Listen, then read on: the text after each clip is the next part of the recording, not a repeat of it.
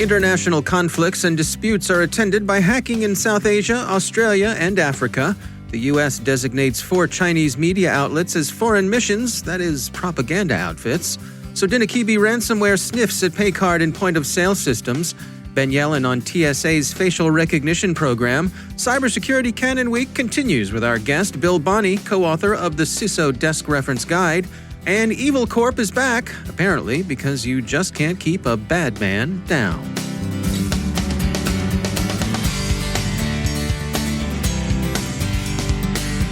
And now, a word from our sponsor, KnowBe4. There's a reason more than half of today's ransomware victims end up paying the ransom. Cyber criminals have become thoughtful, taking time to maximize your organization's potential damage and their payoff. After achieving root access, the bad guys explore your network, reading email, finding data troves, and once they know you, they craft a plan to cause the most panic, pain, and operational disruption. Ransomware has gone nuclear. KnowBe4 has an exclusive webinar that covers ransomware. In it, you'll find out why data backups, even offline backups, won't save you, why ransomware isn't your real problem, and how your end users can become your best last line of defense. Go to knowbe4.com/ransom and learn about this exclusive webinar. That's knobe4.com/ransom, and we thank KnowBe4 for sponsoring our show.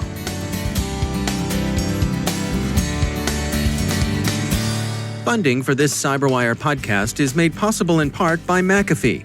Many companies are continuing to support a work-from-home model while putting a strain on their IT resources and security. McAfee is helping companies scale their security to work-from-home employees while optimizing IT architecture. Learn more at mcafee.com/workfromhome. From the CyberWire studios at Data Tribe, I'm Dave Bittner with your CyberWire summary for Tuesday, June 23, 2020. International conflict continues to breed attendant cyber offensive operations and apparent hacktivism. India, which has seen minor but lethal skirmishes with China along their disputed border, continues to warn its businesses, organizations, and government agencies to be alert for continued Chinese cyber attacks. The Outlook reports that New Delhi's security agencies are distributing an alert from CERT-IN that many such attacks can be expected to take the form of COVID-19-themed phishing. Inc. 42 says that researchers at Cyfirma have been monitoring dark web chatter that appears to confirm such warnings. Zscaler has taken a look at last week's warning from the Australian Cybersecurity Centre about copy-paste compromises used against Australian networks. None of the reported exploits involve 0 days. All take advantage of known and patchable vulnerabilities. These and several other recent campaigns against Australian targets have been widely attributed to China, as the Sydney Morning Herald summarizes. Prime Minister Scott Morrison didn't name the attacker beyond calling it a state-backed actor with significant capability, but plenty of other sources, publicly outside the government and privately within it, haven't been shy in saying that, straight up, it's China. The U.S. State Department, in voicing support for Australia, hasn't been coy about naming names either. As has been the case for the last few years, Huawei and its market penetration have provided the occasion of and flashpoint for such conflict. Former Prime Minister Malcolm Turnbull said the recent increase in cyber attacks Australia has seen fully justifies excluding Huawei from the country's infrastructure. Huawei, the Australian Financial Review reported, has tutted that Mr. Turnbull's remarks were inaccurate and inappropriate. And one case of possible hacktivism or possibly state-directed hacktivism has appeared in Ethiopia. Addis Ababa says, according to Borkena, that unspecified Ethiopian government organizations have been hit by Egyptians working under the hacker name Cyber Horus Group, Anubis Hacker, and Security Bypassed. Their evident intent is to pressure the Ethiopian government over the Grand Ethiopian Renaissance Dam, known by its acronym GERD, on the Blue Nile, which has prompted an international dispute among Egypt, Ethiopia, and Sudan over water rights. The dam's reservoir is scheduled to begin filling next month, the beginning of a process that could take 10 to 15 years. The dam will, in addition to serving as a water storage source, also protect people downstream from flooding, even as it would interfere with traditional flood recession agriculture. Egypt has voiced concerns that GERD could interfere with its own water supply. Sudan's government has generally been more favorably disposed toward the project, seeing it as a regional water reserve that could redress shortages during times of drought. The U.S. Treasury Department, with the technical assistance of the World Bank, has sought to broker an agreement on regional control of the dam, but with mixed results, in part because GERD has become something of a patriotic issue in Ethiopia. You can see online expressions of such sentiment under hashtag #It'sMyDam. The U.S. State Department has designated China Central Television, China News Service, the People's Daily, and the Global Times as foreign missions, that is, Chinese government propaganda outlets. The Wall Street Journal quotes David Stilwell, Assistant Secretary of State for East Asia and the Pacific, to the effect that, quote, "These aren't journalists, these are members of the propaganda apparatus," end quote. Beijing says it's a lot of arbitrary Yankee hooey, that the news outlets are firmly grounded in objectivity, impartiality, truthfulness, and accuracy, which is the PRC's story, and they're sticking to it. The Chinese government went on, "This is totally unjustified and unacceptable, and once again exposes its double standards and hypocrisy of the so-called freedom of press." So take that, Foggy Bottom, and tell it to Pravda while you're at it. Anywho, the State Department's designation won't shut down the force services operation in the U.S., but it will prove to be, at the very least, an irritant. Designation under the Foreign Missions Act will require the news operations to report all their personnel to the State Department and to register any property they hold, whether they own it or lease it. Researchers at Symantec's Critical Attack Discovery and Intelligence team this morning reported a couple of new wrinkles in the Sodinokibi ransomware. First, the gang is using the commodity malware Cobalt Strike to deliver its payload. Second, they're also scanning some of the victims' networks for point-of-sale or paycard management software. This second activity is ambiguous but suggestive of a further direction in the malware's evolution. They could be attempting to encrypt point-of-sale data, or they could be interested in diversifying their revenue stream through some carding on the side. That would be consistent with the recent tendency of ransomware to steal data for either leverage or resale, in addition to simply encrypting it. It's worth noting that even confined to traditional extortion by encryption, Sodinokibi is asking a lot from its victims. Symantec says that their current demands are $50,000, in Monero, of course, if the victim pays up within the first 3 hours of infection. After that, the ransom goes up to $100,000. And hey everybody, remember the group that calls itself Evil Corp, the gang behind the Drydex Trojan that went into occultation last year after two of their numeros, Maxim Yakubets and Igor Turashev, got clobbered with U.S. federal indictments and some attendant sanctions against their collaborator back in December? Well, Evil Corp is back in business, ZDNet reports. A study released today by Fox IT describes Wasted Locker, a new ransomware strain that's designed to bypass many of the endpoint protections that frustrate other forms of malware. It also demands a very high ransom. Fox IT says they've seen demands as high as $10 million, which makes the hoods behind Sodinokibi look like cheap grifters. Mr. Yakubets and Turashev, both still at large, are Russian nationals. The U.S. Justice Department says that it asked Moscow for help during the investigation that resulted in the indictments unsealed in December, and that Moscow was sort of helpful, to a point. But both men remain at large, and justice suspects that Mr. Yakubets, at least, is cooperating with the Russian organs. So, FBI, Britain's National Crime Agency, Interpol, good hunting, friends.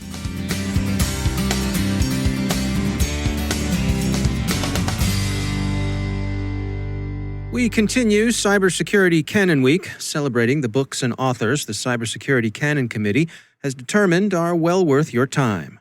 Our own Rick Howard heads up the effort here at the CyberWire, and today he speaks with Bill Bonney, co-author of the CISO Desk Reference Guide. So, Bill, why did you write this book? Well, this actually came from a panel discussion that Matt and Gary and I had back in 2015. We were talking about the evolving role of the CISO and what new CISOs had to be prepared to do that was different than the expectations of the CISOs of the past. the panel discussion was supposed to run about an hour or so, and about an hour and 45 minutes into the discussion, they started kicking us out of the room, and then people started kind of following us down the hall because the conversation was so kind of resonating with everybody trying to figure out, how do I evolve what I'm doing to meet the needs of today. So we started by writing a few articles for LinkedIn back in 2015, and we would kind of trade off and kind of edit each other's work. And then, after we did about 4 of those articles, we said, this material and the way that we're going about this might be better suited to put down in a book. And the point really was to try to set something up that would be consumed by the mid-tier CISO, either wannabe CISO or CISO who's in a situation where they're trying to learn the business. They haven't done it before. They're working for a mid-tier company. The reason why we had mid-tier in mind is because San Diego is very much a mid-tier town. I think we have the lowest per capita S&P 500 headquarters in the country. For us, the audience was really kind of that built-in set of our peers that needed to have that kind of, the wisdom, so to speak, collected from people who had kind of been there and done that. What we then realized as we got the first volume out and started working on the second volume was that our way of putting this book together, which was to have each of us talk about each one of the topics, kind of recreated that panel discussion. And then the book actually became consumed by a much larger audience, which was very gratifying to us and, really kind of nailed home that point for us that, being able to kind of write down what we all kind of collectively knew in a way that people could explore from different angles really kind of, hit a sweet spot for us. That's really what was the impetus, was trying to write something that would capture the wisdom really for those mid-tier players that didn't have the ability to learn from S&P 500 peers.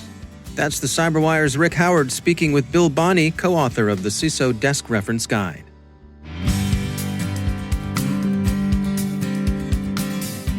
And now, a word from our sponsor, Dragos. Don't miss Dragos' next webinar on July 7th, Why You Need OT-Specific Threat Intelligence. You'll learn about similarities and differences between IT and OT threat intelligence, how to create and act on OT intelligence, and they'll take you inside the mind of an ICS adversary. Visit dragos.com/webinars. That's dragos.com/webinars. And we thank Dragos for sponsoring our show.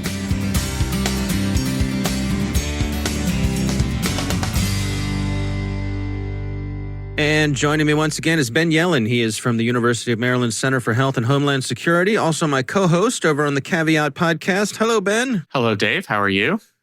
Doing well, thanks. Interesting story came by. The TSA has released a privacy impact assessment report that updates their plans on integrating facial recognition into everyone's experience at the airport. What's going on here?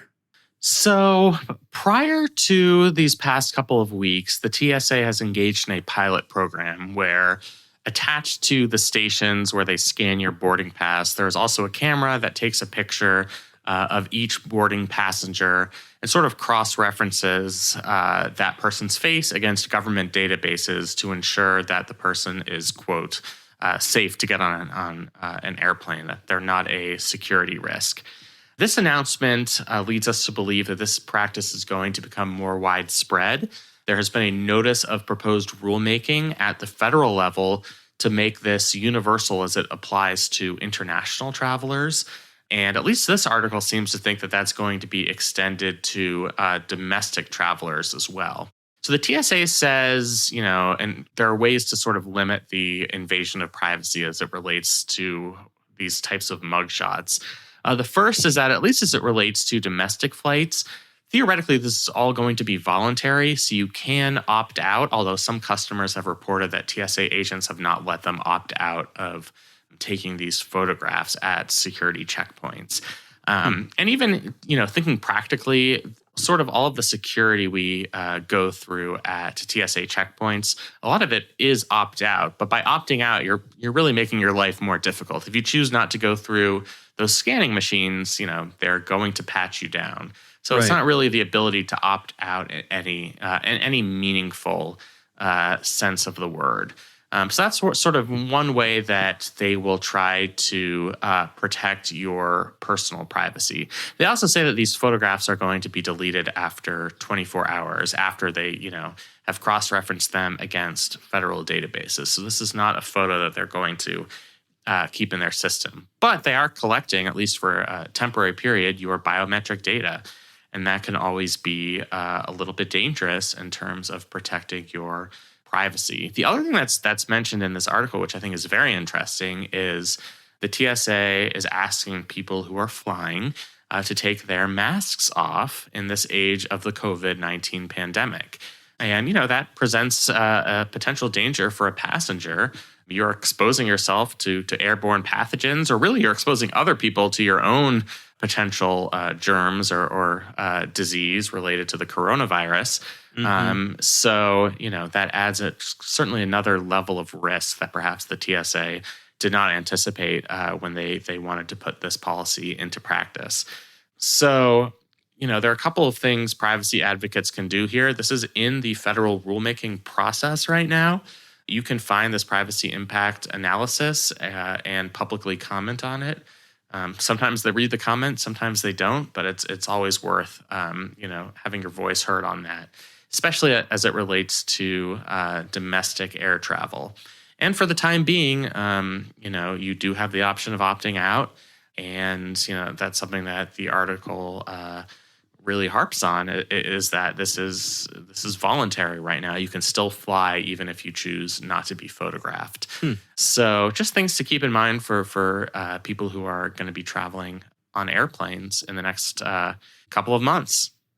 A couple of things caught my eye here. One was evidently there are requirements that the TSA is supposed to follow when it comes to notification. This article points out, it says, required notices are dictated by the Paperwork Reduction Act and the Privacy Act, but the TSA has ignored both of these federal laws in its facial recognition plans. Yeah. So there it is. Yeah. I'm not sure that they've necessarily ignored it. I mean, without having full details on it, both the Paperwork Reduction Act and the Privacy Act are complex pieces of legislation with a lot of exceptions. So I don't know if what the TSA is doing falls under that exception. It's certainly worth doing more research on it.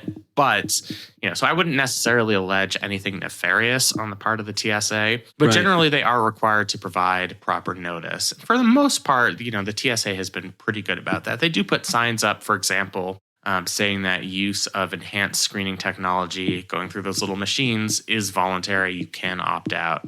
And it seems like, at least going forward, there are going to be those types of warnings as it relates to these supposed mugshots. So, without knowing the details of whether they've complied completely with those statutes in the past, I think they will try to do their best going forward. Yeah. It's also interesting to me, and I'm just speculating here, but they say that the images won't be retained for more than 24 hours. But I wonder if the metadata, the fact that you passed through this place gets logged somewhere in that cross-referencing of information across those databases that they're checking.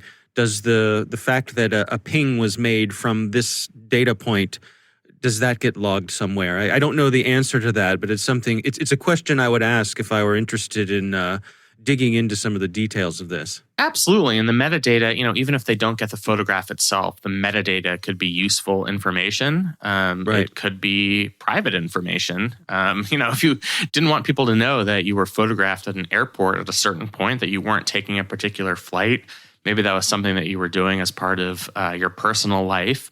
And you didn't want it public that you were participating in air travel, then I would guess that metadata is going to be stored somewhere, even if they delete the photograph itself. And that certainly presents privacy concerns. Yeah, interesting.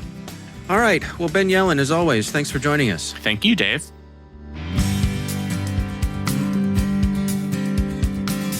And that's the CyberWire. For links to all of today's stories, check out our daily briefing at thecyberwire.com. And for professionals and cybersecurity leaders who want to stay abreast of this rapidly evolving field, sign up for CyberWire Pro. It'll save you time and keep you informed. Listen for us on your Alexa smart speaker, too.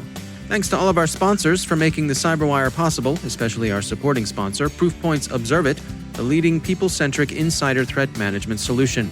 Learn more at observeit.com. The CyberWire podcast is proudly produced in Maryland out of the startup studios of Data Tribe, where they're co-building the next generation of cybersecurity teams and technologies. Our amazing CyberWire team is Elliot Peltzman, Haru Prakash, Stefan Vaziri, Kelsey Bond, Tim Nodar, Joe Kerrigan, Carol Terrio, Ben Yellen, Nick Valecki, Gina Johnson, Bennett Moe, Chris Russell, John Petrick, Jennifer Iben, Rick Howard, Peter Kilpie, and I'm Dave Bittner. Thanks for listening. We'll see you back here tomorrow.